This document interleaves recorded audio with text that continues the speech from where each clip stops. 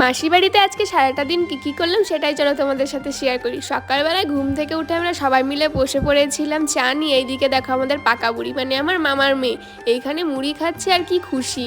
এইদিকে পাকা বুড়ির দুষ্টুমি দেখছিলাম আর মাসি সবার জন্য চা বানিয়েছে, তো আমরা বসে বসে চাই খাচ্ছিলাম। তারপরে একটু বাইরে গিয়েই দেখি এইদিকে মামা তো মাছ ধুচ্ছে। আমি তো দেখে অবাক, সবাই ভিতরে চা খাচ্ছে আর মামা এখানে নিয়ে এসেছে ছোট মাছ, মানে এগুলো মামার প্রিয় মাছ, তাই জন্য মামাই বসে পড়েছে মাছ ধোয়ার জন্য।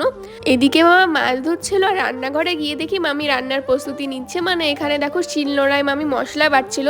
এটাকে তোমরা কি বলো? আমরা তো শাপলা বলে থাকি। এখানে শাপলার পকোড়া বানানোর জন্য এখানে দেখো কাঠি দিয়ে আমি শাপলাগুলোকে সুন্দর করে রেখে দিয়েছি। মামি এদিকে রান্না করছিল ইলিশ মাছ। মাসির বাড়িতে গেলেই মাসিকে বলা হয় যে ইলিশ মাছ আনার জন্য, কারণ আমার ফেভারিট মাছ।